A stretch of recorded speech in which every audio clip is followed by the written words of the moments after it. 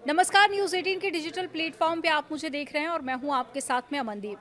नवंबर से नया महीना शुरू होने वाला है और साथ ही आम जनता की जिंदगी पर असर डालने वाले कई बड़े बदलाव लागू होने जा रहे हैं। ये बदलाव Aadhaar card, banking, pension, LPG cylinder, credit card, GST और सरकारी कर्मचारियों की पेंशन स्कीम से जुड़े हुए हैं। इनमें से कुछ फैसले आपके खर्चों को थोड़ा बढ़ा सकते हैं तो कुछ आपको राहत भी देंगे। तो आइए जानते हैं वो कौन से बड़े बदलाव हैं जो 1 नवंबर से लागू होंगे और आपकी जेब पर सीधा असर डालेंगे। सबसे पहला बदलाव है आधार अपडेट की फीस। आपको बता दें कि यूआईडीएआई ने बच्चों के आधार कार्ड के बायोमेट्रिक अपडेट पर लगने वाली 125 रुपए की फीस माफ कर दी है। यानी कि अब 1 साल तक बच्चों का आधार अपडेट बिल्कुल मुफ्त में कराया जा सकेगा।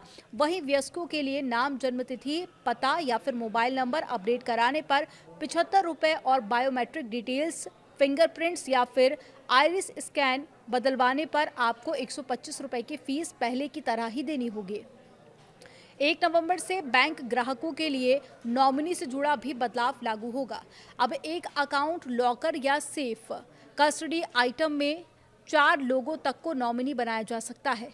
ये बदलाव परिवारों के लिए आपात स्थिति में फंड तक आसान पहुंच देने और साथ ही मालिकाना हक के झगड़े से बचाने के लिए किया गया है। और साथ ही नॉमिनी जोड़ने या फिर बदलने की प्रक्रिया भी अब पहले से काफ़ी ज़्यादा आसान कर दी गई है। और तीसरा बड़ा बदलाव है एसबीआई कार्ड से डिजिटल पेमेंट पर चार्ज लगेगा।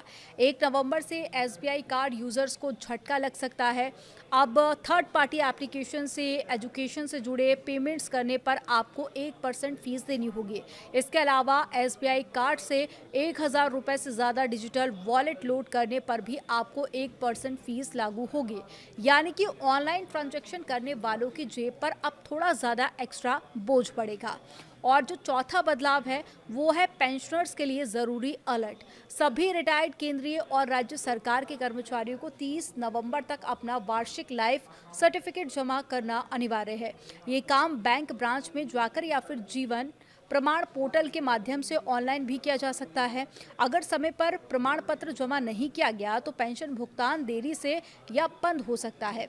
इसके अलावा ये बदलाव सबसे ज़रूरी है, पांचवा बदलाव, एलपीजी सिलेंडर के दामों में बदलाव संभव है। हर महीने की पहली तारीख को तेल कंपनियां एलपीजी सिलेंडर की नई कीमतें जारी करती हैं। ऐसे में 1 नवंबर को भी घरेलू और कमर्शियल सिलेंडर की नई दरें घोषित की जाएंगी। अब ये देखना काफ़ी ज़्यादा दिलचस्प होगा कि त्योहारों के सीज़न में आम जनता को राहत मिलेगी या फिर से उनकी रसोई की महंगाई बढ़ने वाली है। तो ये 5 बदलाव हैं जो 1 नवंबर से लागू होने वाले हैं। ऐसी ही और वीडियोस के लिए आप बने रहिए न्यूज़ 18 के साथ।